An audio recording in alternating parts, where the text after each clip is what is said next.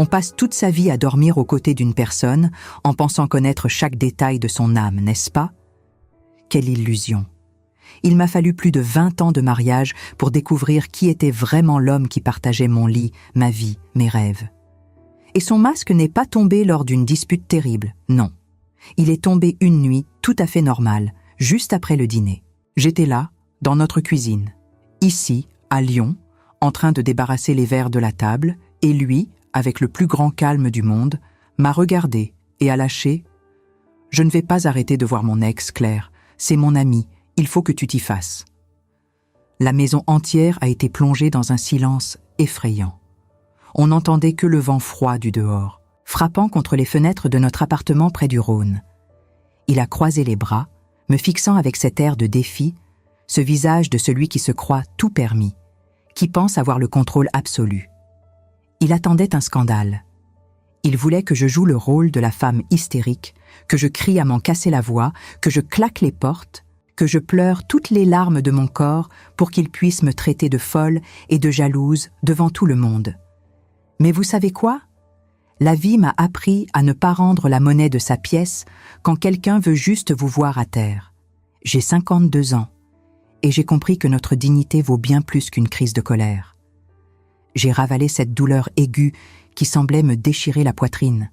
J'ai plongé mon regard au plus profond du sien et j'ai prononcé 2 petits mots, d'une voix douce mais ferme. « Très bien. » Il a eu un petit sourire en coin, presque moqueur. Il a cru m'avoir remise à ma place. Il a pensé que j'étais soumise, que j'allais baisser la tête et me contenter de ses miettes affectives comme une bonne épouse docile.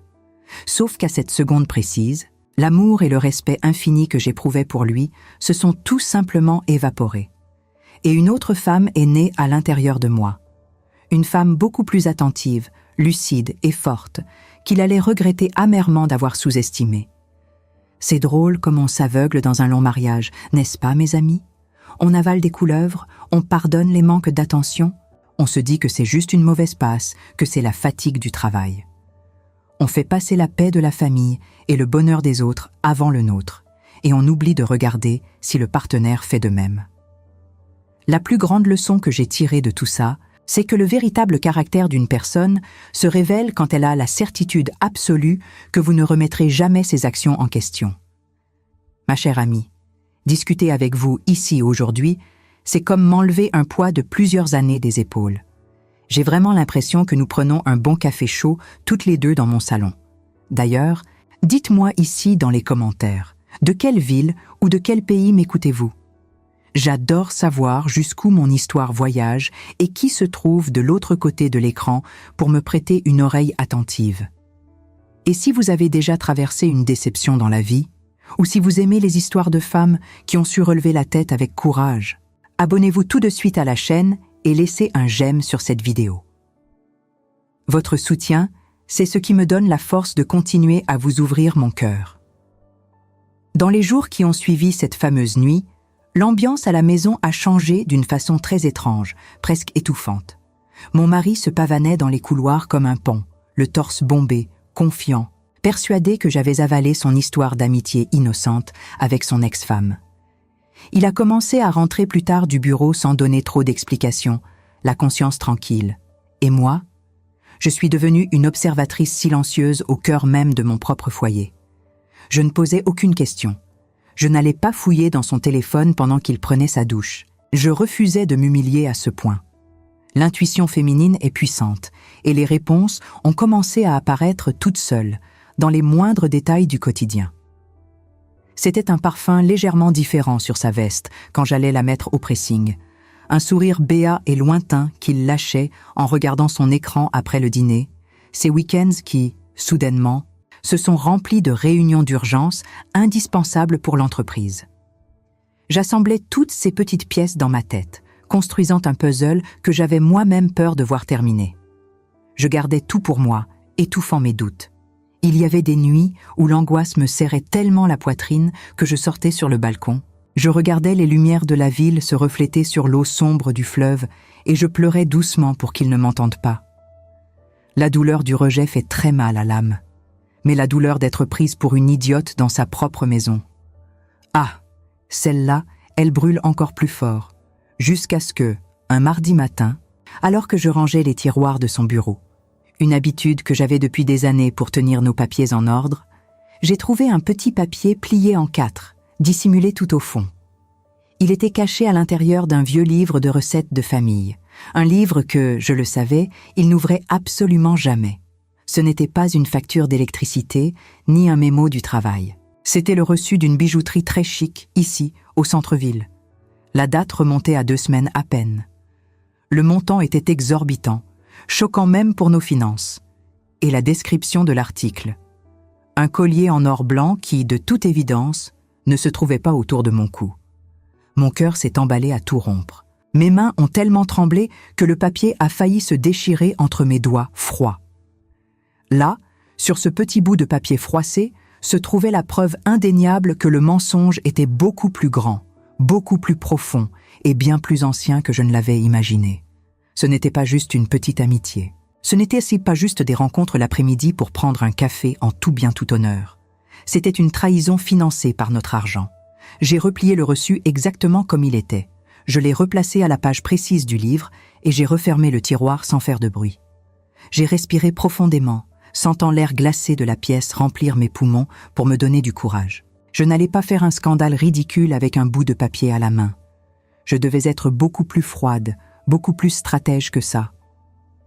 L'après-midi même, j'ai mis mon plus beau manteau, j'ai mis un peu de rouge à lèvres pour me donner de l'assurance, et je suis allée rendre visite à un vieil ami de ma famille, un avocat excellent, redoutable et extrêmement discret.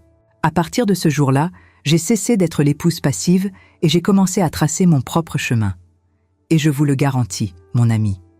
Ce que j'ai découvert dans les jours qui ont suivi sur son passé et sur cette fameuse amie m'a donné des sueurs froides. Il y avait un secret très sale gardé depuis des années, des choses graves qui impliquaient même le patrimoine que nous avions construit ensemble. Si vous pensez que la tromperie avec l'ex est la pire partie de cette histoire, vous n'avez aucune idée de ce qui vous attend. Le plus grand bouleversement est encore à venir, et la façon dont j'ai décidé de rendre la monnaie de sa pièce et de sortir de cette situation la tête haute. Eh bien, je vous promets qu'il n'oubliera plus jamais mon nom. Restez avec moi. Regardez cette vidéo jusqu'à la fin, car dans le prochain chapitre, je vais vous raconter exactement ce que l'avocat m'a révélé et ce que j'ai vu de mes propres yeux quand j'ai décidé de suivre ses traces un dimanche après-midi. Vous n'allez pas croire ce que l'être humain est capable de cacher à la personne qui dort à ses côtés. Le lendemain de ma découverte de ce fameux reçu de bijouterie, Lyon s'est réveillé sous un brouillard épais et glacial. Ce brouillard humide qui vous glace les os et qui monte directement du Rhône. C'était exactement le reflet de ce que je ressentais à l'intérieur. Mon mari était parti travailler en me laissant un baiser distrait sur le front avec ce même sourire arrogant de celui qui se croit intouchable. Dès que la porte d'entrée s'est refermée, j'ai senti une force nouvelle m'envahir. La tristesse avait laissé place à une lucidité froide et tranchante. Je me suis préparée avec soin. J'ai mis mon manteau de laine gris, une écharpe bien chaude, et je suis sortie affronter le froid des rues pavées du vieux Lyon. Je devais voir Maître Bernard. C'était un vieil ami de mon défunt père, un avocat d'affaires redoutable qui connaissait ma famille depuis toujours. Son cabinet, situé dans un vieil immeuble bourgeois près de la place Bellecour, sentait la cire d'abeille, le vieux cuir et le café fort. Quand je me suis assise face à lui, derrière son immense bureau en chêne, je n'ai pas pleuré. Je lui ai simplement tendu une copie du reçu que j'avais pris soin de faire à la papeterie du coin. Je lui ai raconté la phrase de mon mari après le dîner, son refus de s'éloigner de son ex-femme et cette trouvaille dans le livre de recettes. Bernard m'a écouté en silence, ses lunettes glissant légèrement sur son nez. Il a regardé le bout de papier, puis il a croisé ses mains. « Claire », m'a-t-il dit d'une voix grave et protectrice. Un homme qui achète une parure de cette valeur à son ex-femme tout en l'imposant dans sa vie conjugale ne cache pas seulement une liaison. Il cache un système. Je te connais depuis que tu es petite. Tu as toujours géré les comptes courants de la maison, mais qui gère l'épargne et les investissements de la famille? Cette question m'a frappée comme une gifle. Pendant nos 20 années de mariage, j'avais été la fourmi. J'économisais sur tout. Je cherchais les meilleures promotions. Je me privais souvent de vêtements de marque ou de voyages coûteux pour que nous puissions bâtir un bel avenir, pour que notre fils puisse faire de bonnes études, pour notre retraite. Mon mari, lui, gérait les gros placements. J'avais une confiance aveugle en lui. C'était mon mari, l'homme avec qui j'avais tout construit. Pourquoi aurais-je douté ? Bernard m'a demandé de lui apporter tous les documents bancaires que je pourrais trouver, même les plus insignifiants. Les jours suivants, je suis devenue une ombre dans ma propre maison. J'ai fouillé des classeurs relégués à la cave, des disques durs anciens, des enveloppes scellées, et c'est là que le véritable cauchemar a commencé à prendre forme. L'enquête de Bernard a révélé une vérité si douloureuse qu'elle m'a coupé le souffle. Mon mari n'avait pas seulement acheté un collier. Depuis près de 7 ans, il détournait subtilement de l'argent de nos comptes d'épargne communs. Des sommes régulières, justifiées par de faux mauvais placements ou des frais d'entreprise qu'il transférait vers une société civile immobilière, SCI. Et devinez qui était l'associé majoritaire de cette société ? Son ex-femme. Mes chers amis, je vous assure que la trahison de la chair fait mal. Mais découvrir que l'homme que vous aimez a financé le train de vie luxueux de son ex-femme avec l'argent de vos propres sacrifices. C'est une douleur qui vous détruit de l'intérieur. Pendant que je comptais les centimes au supermarché pour préserver notre patrimoine, il lui achetait des parts dans un magnifique appartement au cœur d'Annecy, sous couvert d'un investissement. Il ne lui offrait pas seulement des bijoux. Il lui offrait la sécurité que j'avais mis des décennies à construire pour notre propre famille. La colère qui a monté en moi n'était pas explosive. C'était une colère silencieuse, profonde, presque sacrée. J'avais été une épouse dévouée, une mère aimante, et il m'avait traitée comme une simple employée bénévole de sa propre vie. C'est fort de ces découvertes que j'ai pris une décision radicale, ce fameux dimanche après-midi. Il pleuvait à verse.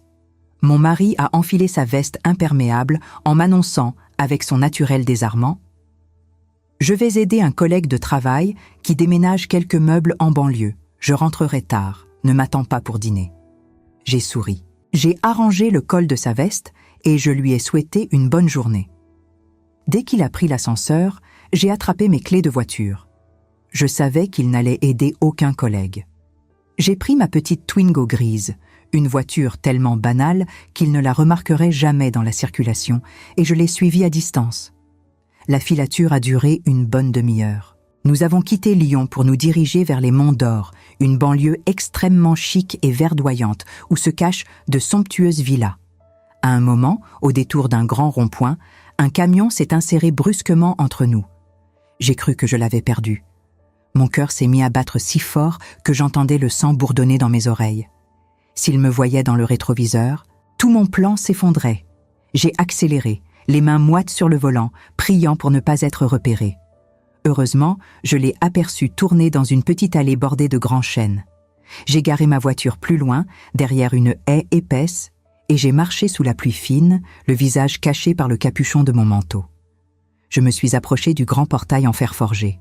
La maison était magnifique, une bâtisse en pierre dorée, avec de grandes baies vitrées lumineuses.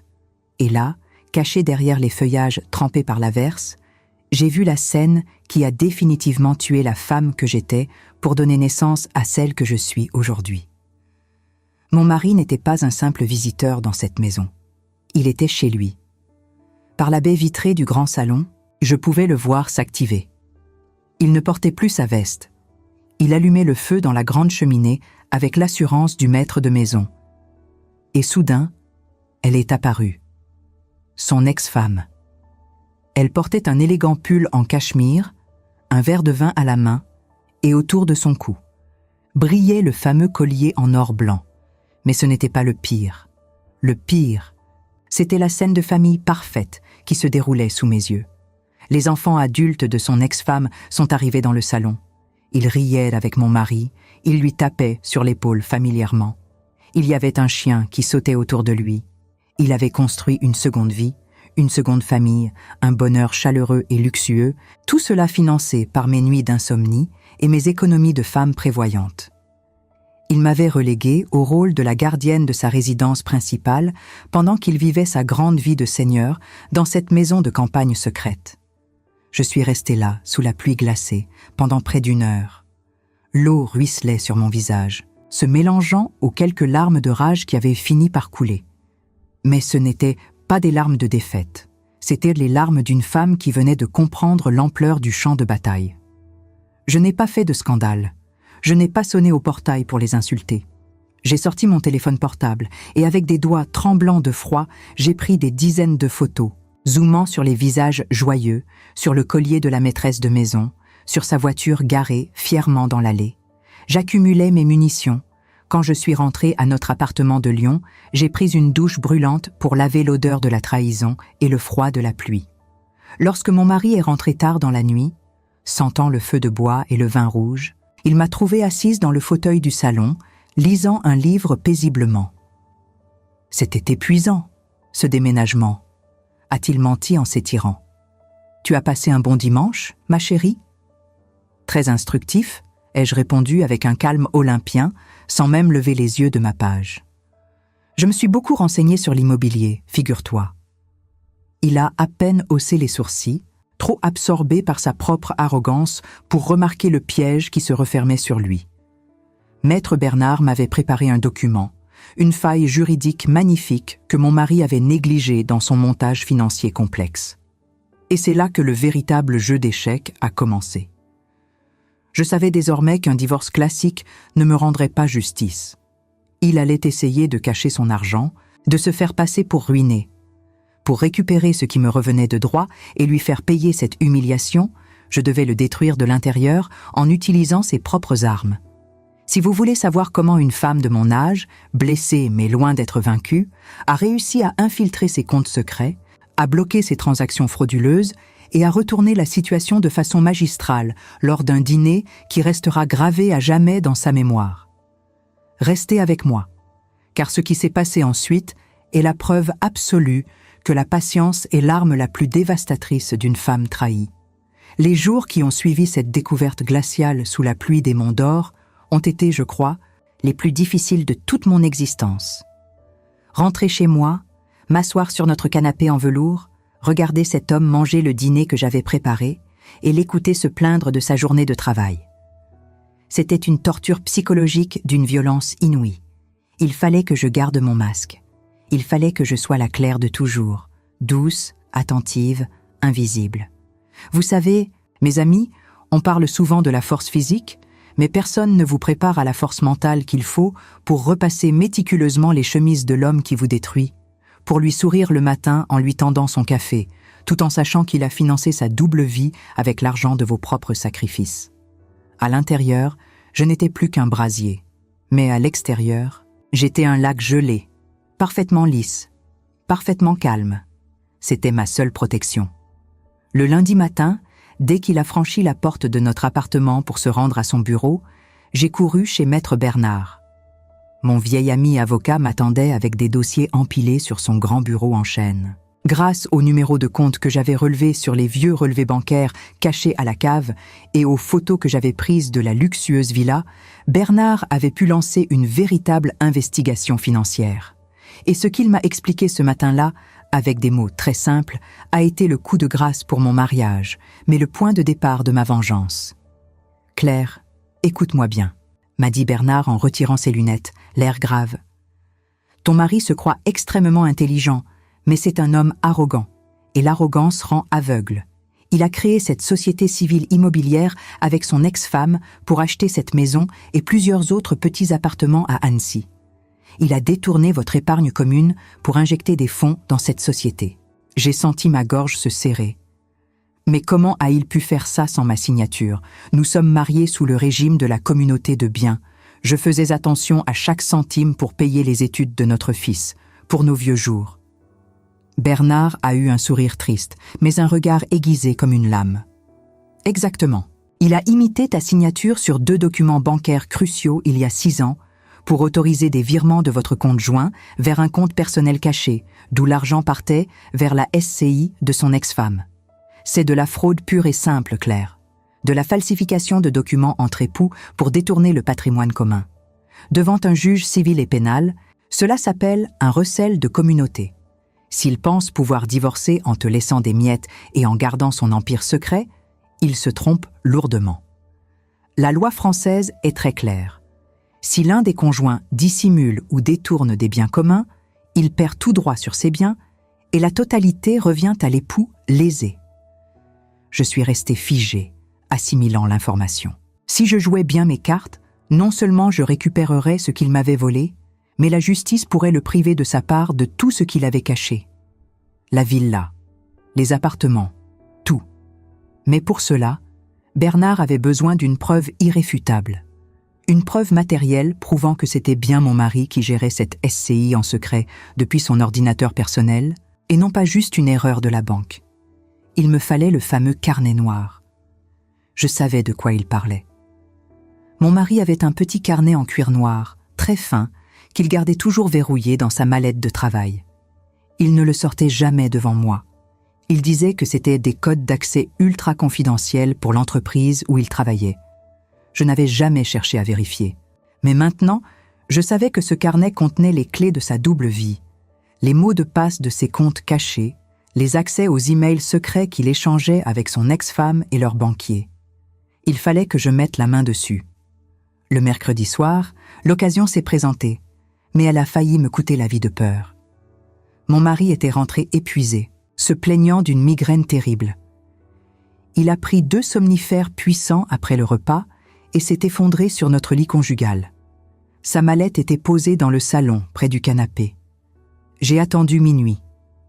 L'appartement était plongé dans un silence de cathédrale, seulement troublé par le souffle lourd de sa respiration dans la chambre. Je me suis levée sans faire le moindre bruit, pieds nus sur le parquet froid. Je tremblais tellement que mes dents claquaient. J'ai dû me mordre la lèvre jusqu'au sang pour ne pas faire de bruit. Je me suis glissée dans le salon. La lumière de la rue éclairait faiblement la pièce à travers les rideaux. Je me suis agenouillée devant sa mallette en cuir. La combinaison numérique à 3 chiffres. J'ai essayé sa date de naissance. Rien. La date de naissance de notre fils. Rien. Mon cœur battait à tout rompre. Mes mains étaient moites. Et puis, avec un dégoût profond, j'ai tapé la date d'anniversaire de son ex-femme que je connaissais malheureusement. Clic. Les fermoirs en laiton ont sauté. Le petit carnet noir était là, glissé sous des dossiers.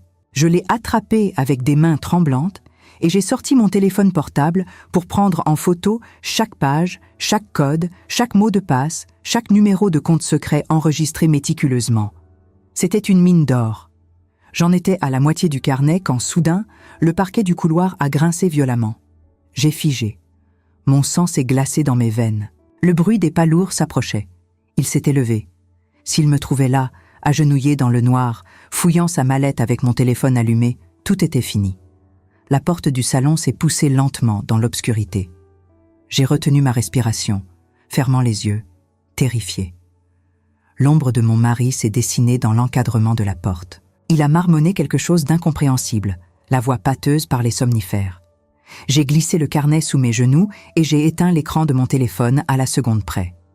Il s'est gratté la tête, a tourné les talons et s'est dirigé vers les toilettes. J'ai entendu la porte de la salle de bain se fermer. J'ai expiré l'air de mes poumons dans un sanglot silencieux. Mes mains agissaient toutes seules, poussées par l'adrénaline. J'ai photographié les dernières pages à la vitesse de l'éclair, j'ai remis le carnet exactement à sa place, refermé la mallette, brouillé les codes de la serrure, et j'ai couru me cacher dans la cuisine pour boire un grand verre d'eau glacée. Quand il est retourné se coucher en grognant, je pleurais de soulagement dans le noir. Le lendemain, à la 1re heure, ces photos étaient sur le bureau de Maître Bernard. La machinerie implacable de la justice s'est alors mise en marche, en coulisses, sans que mon mari ne se doute absolument de rien. Bernard a contacté un huissier de justice, ainsi que les banques concernées, avec un dossier en béton armé. Nous avons lancé une procédure d'urgence pour geler l'intégralité des avoirs de la SCI pour suspicion de fraude et recel de communauté et bloquer tous ses comptes personnels non déclarés. Les banques allaient en mettre quelques jours à appliquer le gel, puis elles lui enverraient un courrier. Il fallait que je frappe fort avant qu'il ne reçoive cette lettre. Il fallait un grand final. Je ne voulais pas d'une séparation banale, des pleurs dans le couloir et des valises jetées par la fenêtre. Non. Cet homme avait insulté mon intelligence pendant des années, il avait volé la sécurité de notre fils pour l'offrir à une autre femme tout en m'humiliant dans ma propre salle à manger en disant « c'est juste une amie, Tu dois accepter. C'est ainsi que j'ai organisé un dîner spécial pour le vendredi soir suivant. Je lui avais envoyé un message le matin même. « Mon chéri, j'ai préparé une grande surprise pour ce soir. Rentre tôt. J'ai compris beaucoup de choses ces derniers temps. Je veux qu'on célèbre notre couple. » Il a répondu avec un emoji de coupe de champagne, probablement persuadé que j'allais enfin arrêter de faire la tête et me soumettre totalement à sa volonté. Quel idiot! J'ai passé mon après-midi à cuisiner son plat préféré, un bœuf bourguignon mijoté au vin rouge, exactement comme le soir où il m'avait annoncé qu'il gardait son ex dans sa vie. J'ai sorti la belle nappe brodée de ma grand-mère. J'ai allumé les chandelles. J'ai mis les mêmes verres en cristal qui avaient tremblé au son de sa cruauté des semaines plus tôt. Je me suis habillée avec une élégance froide, une robe noire sobre, un collier de perles hérité de ma mère. Je me sentais belle. Je me sentais puissante. Je n'étais plus la petite épouse effacée qui comptait les centimes. J'étais la maîtresse du jeu. Vers 20h, j'ai entendu le bruit de ses clés dans la serrure. Il est entré, l'air détendu, souriant. Il avait acheté un bouquet de roses rouges. Des roses d'une banalité affligeante qu'il a déposées sur le comptoir de la cuisine avec un grand sourire satisfait. « Ça sent divinement bon, Claire », a-t-il dit en s'approchant pour m'embrasser. J'ai tourné la joue avec fluidité pour qu'il n'effleure que mon oreille. « Assieds-toi », lui ai-je répondu avec une douceur artificielle. « Le dîner est prêt. Ouvre le vin, s'il te plaît, le grand cru que nous gardions pour les grandes occasions. » Il s'est exécuté avec joie, complètement aveugle à la tempête qui se préparait. Il s'est installé en bout de table, le maître de maison dans toute sa splendeur, pendant que je le servais. Il a commencé à me raconter des banalités sur sa journée, sur un dossier compliqué au bureau. Je l'écoutais en le regardant manger avec appétit, m'émerveillant presque de sa capacité à mentir avec un tel naturel. C'était un monstre enveloppé de bonnes manières. « Alors, ma chérie ?» a-t-il lancé en essuyant ses lèvres avec la serviette en lin, reprenant exactement la même posture que l'autre soir. « Quelle est cette fameuse surprise ? Tu m'as dit par message que tu avais compris des choses. Je suis ravie de voir que tu as enfin mis de l'eau dans ton vin concernant mon amitié avec mon ex. C'est la preuve d'une grande maturité de ta part. » Le cynisme de sa phrase m'a donné la nausée, mais j'ai esquissé un grand sourire indulgent. J'ai posé ma fourchette délicatement sur mon assiette. J'ai bu une gorgée de vin, sentant la chaleur descendre dans ma gorge, et j'ai plongé mon regard profondément dans le sien. Ce n'était pas un regard de soumission. C'était le regard du chasseur qui vient de fermer la cage. « Oh, oui, j'ai compris énormément de choses, mon amour. » ai-je murmuré d'une voix calme qui a soudainement résonné étrangement dans le silence de la pièce. J'ai compris que l'immobilier dans les Monts d'Or avait beaucoup augmenté. Surtout les belles villas en pierre dorée avec des cheminées immenses.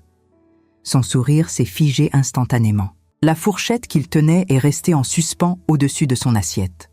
Ses yeux se sont plissés, ne comprenant pas encore comment je pouvais connaître ce détail, cherchant une explication rationnelle à ma remarque. Mais je ne lui ai pas laissé le temps de réfléchir.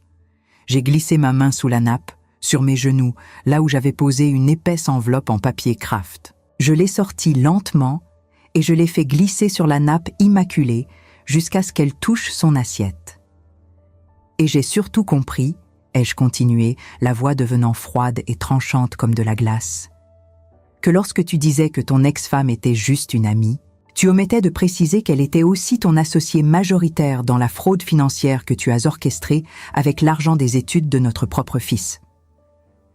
Le visage de mon mari a perdu toutes ses couleurs en une fraction de seconde. Le grand, l'arrogant, le tout-puissant venait de comprendre que le sol s'ouvrait sous ses pieds. Et croyez-moi, l'ouverture de cette enveloppe allait détruire son monde de la manière la plus cruelle et la plus inattendue qui soit. Le silence qui a suivi ma phrase était d'une densité terrifiante. Ce n'était pas le silence paisible d'une maison endormie, c'était le silence lourd, oppressant et électrique qui précède la foudre. Dans la salle à manger de notre appartement de Lyon, le temps semblait s'être figé. Le tic-tac de la vieille horloge comtoise, héritée de ma grand-mère, résonnait contre les murs comme les battements d'un cœur au bord de la rupture. La lumière vacillante des bougies que j'avais minutieusement allumées projetait des ombres dansantes sur le visage de mon mari, un visage qui, seconde après seconde, perdait toute sa couleur, toute son arrogance, pour ne laisser place qu'à un masque de terreur pure. Il a essayé de sourire. Un de ces sourires nerveux, asymétriques, désespérés, de celui qui cherche une porte de sortie là où il n'y a plus que des murs en béton. Il a lâché un petit rire sec, sans aucune joie, un rire qui sonnait faux à des kilomètres à la ronde. Mais de quoi parles-tu, Claire? Quelle folie es-tu encore en train d'inventer? Une fraude? Une associée? Tu as trop bu, ma chérie. Ce vin est fort. Tu sais bien que tu ne le supportes pas très bien. Tu te fais des films ridicules à cause de tes insécurités. C'était sa technique habituelle, le fameux gaslighting, me faire passer pour la folle, la déséquilibrée, l'hystérique qui invente des drames, sauf que cette fois, je n'avais plus 20 ans, je n'étais plus aveuglée par l'amour et je n'étais surtout plus désarmée. J'avais passé ma vie à le croire sur parole, à douter de moi-même pour préserver son ego démesuré. C'était terminé. J'ai posé mon verre de vin sur la table avec une lenteur calculée. Le bruit du cristal contre le bois massif a semblé le faire tressaillir. J'ai gardé mon regard planté dans le sien, un regard d'une froideur absolue, et j'ai poussé l'épaisse enveloppe en papier craft un peu plus près de son assiette de bœuf bourguignon dont la sauce commençait déjà à figer, tout comme son sang dans ses veines. « Ouvre-la », ai-je ordonné d'une voix si calme, si plate, qu'elle ne laissait aucune place à la négociation. « Ouvre cette enveloppe, regarde ce qu'elle contient, et ensuite, essaie encore de me regarder dans les yeux pour me dire que je suis folle. » Il a hésité. Ses mains, ces grandes mains que j'avais aimées, qui avaient caressé nos enfants, qui avaient construit notre foyer, se sont mises à trembler de manière incontrôlable. Il a tendu les doigts vers le papier craft, comme s'il s'agissait de charbons ardents. L'homme fort, le cadre supérieur sûr de lui, le mari dominateur, venait de disparaître. Il n'était plus qu'un petit garçon effrayé, pris la main dans le sac de la manière la plus magistrale qui soit. Il a ouvert le rabat de l'enveloppe. Les documents ont glissé sur la nappe immaculée. D'abord, les photos. Des dizaines de tirages brillants. La grande villa en pierre dorée des Monts d'Or sous la pluie. La voiture de sport de son ex-femme garée fièrement dans l'allée. Le visage de son ex-femme, souriante, portant le collier en or blanc qu'il avait acheté avec l'argent de nos sacrifices. Et surtout, les photos de lui, confortablement installé dans le salon de cette maison, riant avec les enfants d'un autre lit, jouant le rôle du parfait patriarche dans une vie parallèle qu'il m'avait volée. Il a dégluti difficilement. Sa respiration est devenue courte, sifflante. Mais ce n'était que le début de la descente aux enfers pour lui. Sous les photos se trouvaient les copies des relevés bancaires, les statuts de la société civile immobilière enregistrés au nom de son ex-femme, avec lui comme associé occulte. Les preuves des virements frauduleux qu'il avait méthodiquement mis en place depuis des années, détournant l'épargne que j'avais accumulée centime par centime en me privant de tout. Et, la pièce maîtresse, le joyau de ma vengeance, les photocopies du contrat de prêt et des autorisations de transfert de fonds où figurait ma signature. Une signature parfaitement imitée, certes, mais grossièrement falsifiée par ses soins pour contourner la loi de notre mariage sous le régime de la communauté de biens. Ce n'est pas ce que tu crois, a-t-il bégayé, la voix brisée, les yeux écarquillés par la panique alors qu'il feuilletait les preuves de sa propre destruction. C'était un investissement, Claire, un placement pour notre avenir. Elle avait juste besoin d'un prête-nom pour des raisons fiscales. C'était pour nous protéger, pour payer les futures études de notre fils, je te le jure. J'ai esquissé un sourire glacial, un sourire dénué de la moindre once de pitié. La lâcheté de cet homme m'écœurait profondément. Même acculé, face à des preuves irréfutables, il essayait encore de se draper dans le costume du père de famille prévoyant. C'en était pathétique. Un placement pour notre avenir, ai-je répété lentement, savourant chaque syllabe de ma victoire. En falsifiant ma signature. En commettant un délit pénal passible de prison pour détourner notre épargne vers le compte d'une femme que tu osais inviter dans nos conversations, en la qualifiant de simple amie? Tu penses vraiment que je suis stupide à ce point? Tu as volé l'argent de notre famille, l'argent de mon travail, l'argent des privations que j'ai endurées pendant des années pour lui offrir une vie de château. Pendant que je comptais les pièces à la boulangerie, tu lui achetais des diamants et des maisons de campagne. » Il a fermé les yeux, une goutte de sueur froide perlant sur sa tempe. Il savait qu'il était acculé. Mais il ne savait pas encore à quel point le piège s'était refermé sur lui. C'est à ce moment précis que j'ai abattu ma dernière carte, le véritable coup de grâce. L'élément inattendu qui allait non seulement briser son orgueil, mais anéantir toute l'illusion de sa misérable double vie. « Mais tu sais ce qui est le plus fascinant dans toute cette histoire ?» ai-je continué, me penchant légèrement en avant au-dessus de la table, baissant la voix pour lui donner une résonance plus sombre, plus intime. « Ce n'est pas ta trahison. Les hommes faibles trahissent tous les jours. Ce qui est fascinant, c'est la naïveté avec laquelle tu as cru que cette femme t'aimait pour autre chose que ton portefeuille. » Il a rouvert les yeux, me fixant avec une incompréhension totale, mêlée d'une terreur grandissante. Maître Bernard, notre vieil ami avocat, est un homme extrêmement efficace, lui ai-je expliqué avec une douceur vénéneuse. Ce matin, à 8h tapantes, un huissier de justice s'est présenté au portail de la magnifique villa de ton ex-femme dans les Monts d'Or. Il lui a remis en main propre une assignation en justice, une procédure de saisie conservatoire immédiate sur l'ensemble des biens de la SCI, justifiée par des soupçons de fraude financière, de faux et d'usage de faux, et de recel de communauté. J'ai fait une pause, le laissant absorber la violence du choc. Ses lèvres tremblaient, mais aucun son ne sortait de sa bouche. Et devine ce que ta merveilleuse amie, la femme pour qui tu as risqué ta liberté et sacrifié ton mariage, a fait en recevant ce document officiel qui menaçait son petit confort bourgeois. J'ai laissé un silence pesant s'installer, savourant sa détresse. Elle a paniqué.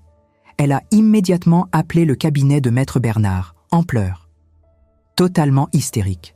Et pour sauver sa propre peau, pour éviter d'être accusée de complicité de fraude, elle t'a vendu. Sans une once d'hésitation. Elle a fourni à mon avocat l'intégralité de vos échanges d'emails confidentiels.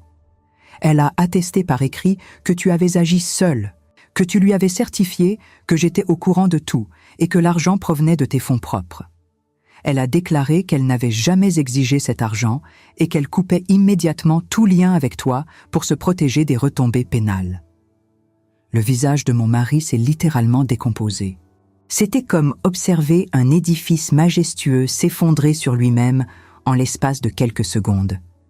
L'illusion de son grand amour secret, de sa maîtresse dévouée, venait d'exploser en plein vol. Il n'était pas son grand amour, il était son pigeon. Et dès que le vent avait tourné, elle l'avait jeté sous les roues du train sans le moindre remords. Il avait tout sacrifié pour une femme qui ne voyait en lui qu'un carnet de chèques complaisant. Elle a fait ça ? A-t-il murmuré, la voix éteinte, les larmes commençant enfin à poindre au coin de ses yeux. Pas des larmes de repentir pour le mal qu'il m'avait fait, non. Des larmes de pitié pour lui-même, des larmes d'ego brisées. Elle t'a renié plus vite qu'il ne faut pour l'écrire, ai-je confirmé implacablement. Tes comptes bancaires personnels non déclarés ont été gelés cet après-midi par une ordonnance du juge. Ton accès aux fonds de la SCI est bloqué. Tu n'as plus rien. L'argent que tu as volé va m'être restitué dans son intégralité, avec de lourds dommages et intérêts. La seule chose qui te reste aujourd'hui, c'est le choix que je vais t'offrir ce soir. J'ai sorti un dernier document de sous mon assiette. Un dossier relié, épais et formel, préparé méticuleusement par Maître Bernard. Je l'ai fait glisser devant lui, recouvrant les photos de son ancienne maîtresse.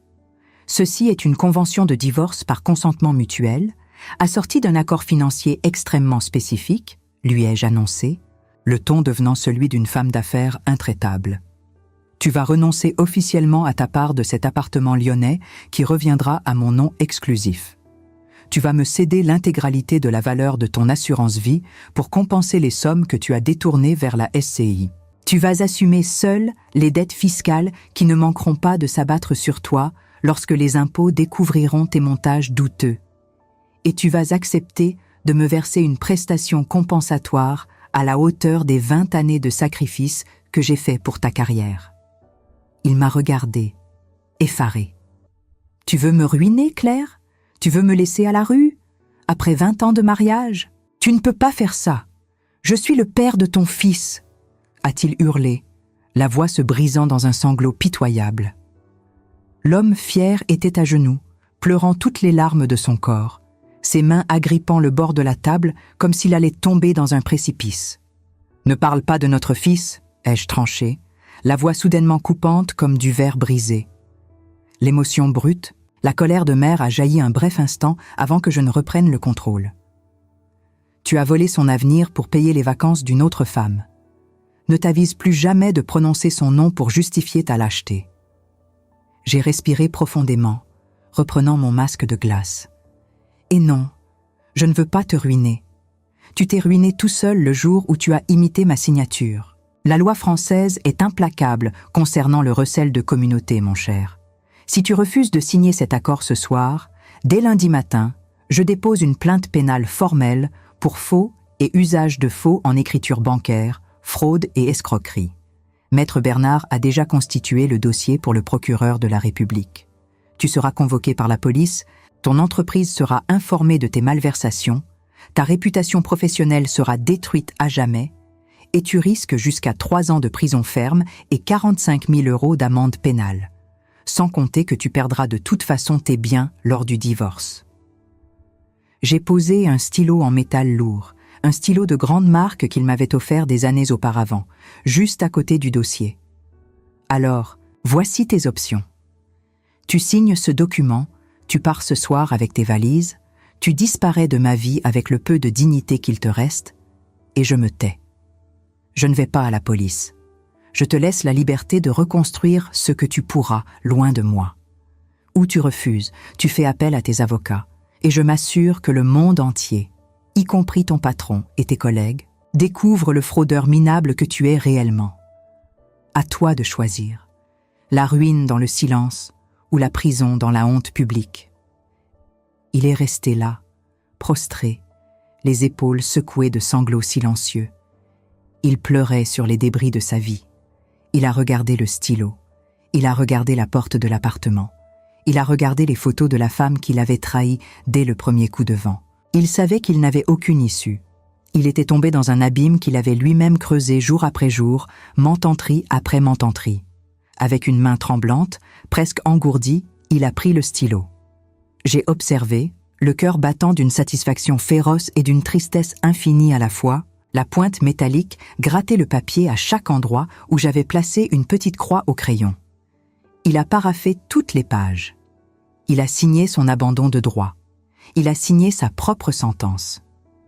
Lorsqu'il a terminé, il a lâché le stylo comme s'il brûlait. Il a caché son visage dans ses mains, pleurant bruyamment, misérablement. Il n'y avait plus aucune trace de l'homme arrogant qui, quelques semaines plus tôt, me disait « C'est juste une amie, tu dois accepter. » « Tes valises sont prêtes, » ai-je déclaré en me levant de la table. « Elles sont dans le placard de l'entrée. Je les ai faites cet après-midi. J'y ai mis toutes tes affaires. Laisse tes clés sur la console.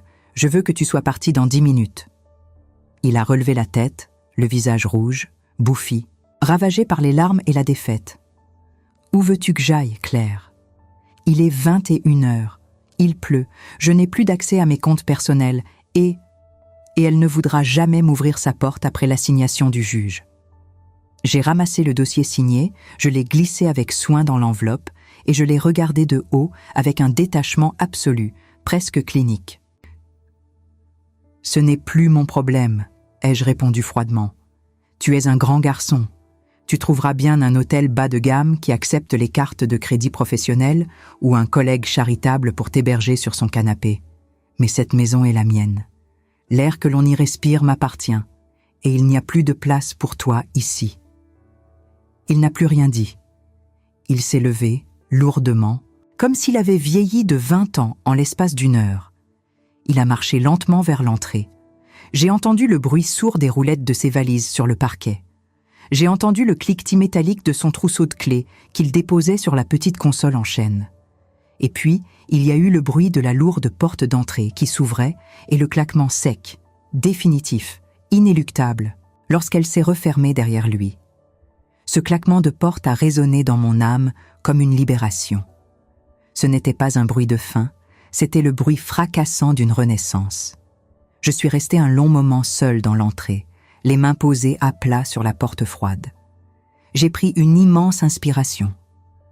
L'air de l'appartement m'a soudainement paru plus léger, plus pur, dénué de la toxicité étouffante de ces mensonges. Je n'ai pas pleuré. Je n'ai ressenti aucun effondrement. Je ressentais seulement un épuisement profond, la fatigue du guerrier qui vient de remporter la bataille de sa vie et qui peut enfin déposer les armes. Je suis retournée dans la salle à manger. J'ai soufflé les bougies l'une après l'autre. J'ai pris mon verre de vin, je me suis approchée de la grande baie vitrée qui donnait sur le Rhône et j'ai regardé les lumières de la ville de Lyon se refléter sur les eaux noires du fleuve. L'orage était passé. Le ciel se dégageait doucement. Les mois qui ont suivi n'ont pas été faciles, bien sûr. Il a fallu affronter la lourdeur des procédures administratives, l'officialisation du divorce, les regards curieux des voisins, les questions maladroites de notre entourage. Mais surtout, il a fallu avoir la discussion la plus douloureuse de ma vie avec notre fils. Je ne lui ai pas caché la vérité. Je lui ai expliqué, avec des mots choisis mais sans omettre la réalité des faits, pourquoi son père n'était plus là. La déception dans les yeux de mon fils a été une blessure terrible pour mon cœur de mère. Il a mis du temps à pardonner à son père, mais il a compris. Et notre lien, à lui et à moi, en est ressorti infiniment plus fort, indestructible, basé sur une honnêteté absolue. Mon ex-mari a tenté de refaire surface, de s'excuser, de me supplier de revenir en arrière, quelques mois plus tard, lorsqu'il s'est retrouvé à vivre dans un minuscule studio de banlieue, accablé par ses dettes, rejeté par son ancienne maîtresse, qui avait rapidement trouvé un autre protecteur financier. Je n'ai jamais répondu à un seul de ces messages. Le silence avait été mon arme au début. Il est devenu mon bouclier permanent. Aujourd'hui, j'ai retrouvé la paix. Je me suis réapproprié ma maison, que j'ai redécorée à mon goût, en chassant toutes les ombres du passé. J'ai repris le contrôle total de mes finances. J'ai recommencé à voyager, modestement, mais avec le cœur léger, sans avoir à justifier la moindre de mes dépenses. J'ai découvert que la solitude n'est pas une punition, mais un immense luxe lorsqu'elle est choisie après avoir vécu dans la prison du mensonge d'un autre. La vie est d'une ironie fascinante, vous ne trouvez pas? Mon ex-mari croyait qu'en me disant « Je ne vais pas m'éloigner de mon ex, elle est juste une amie », il s'affirmait. Il croyait prouver sa force, son contrôle, son pouvoir sur moi. Il m'a vu répondre « Tudobem » et il a cru avoir gagné la partie sans même combattre. Il a confondu la patience avec la faiblesse, l'observation avec la soumission, la dignité avec la défaite. C'est l'erreur la plus tragique que l'on puisse commettre face à une femme de notre âge. Avec le temps, on n'apprend pas à crier plus fort face à l'injustice. On apprend à frapper plus juste. On apprend que les tempêtes les plus dévastatrices ne sont pas celles qui s'annoncent avec le tonnerre et les éclairs, mais celles qui se forment silencieusement dans l'ombre et qui frappent avec une précision mortelle. À vous toutes qui m'avez écouté jusqu'ici, si jamais quelqu'un essaie de vous imposer l'inacceptable, de fouler aux pieds vos valeurs, de trahir votre loyauté en souriant et en vous demandant de l'accepter comme une fatalité, ne criez pas. Ne vous épuisez pas en vaines disputes face à ceux qui n'ont ni cœur ni conscience. Respirez profondément, observez, gardez votre sang-froid, protégez vos arrières et préparez votre sortie dans la dignité la plus totale. Ne laissez jamais personne s'essuyer les pieds sur la valeur de votre amour ou sur les fruits de vos sacrifices. Certaines décisions brisent des mariages, c'est vrai, mais d'autres, les plus douloureuses et les plus courageuses, ne font que révéler qui est vraiment l'autre. Et, surtout, elles vous révèlent à vous-même l'immense puissance qui sommeillait dans votre propre silence. N'ayez jamais peur de fermer une porte qui ne mène plus au respect. Souvent, c'est la seule façon d'ouvrir la fenêtre vers votre propre liberté. Merci du fond du cœur de m'avoir accompagné dans ce récit, de m'avoir tenu par la main à travers l'écran. Prenez soin de vous, chérissez votre paix intérieure et n'oubliez jamais votre propre valeur. À très bientôt pour d'autres histoires, d'autres combats, d'autres victoires. C'était Claire. Au revoir.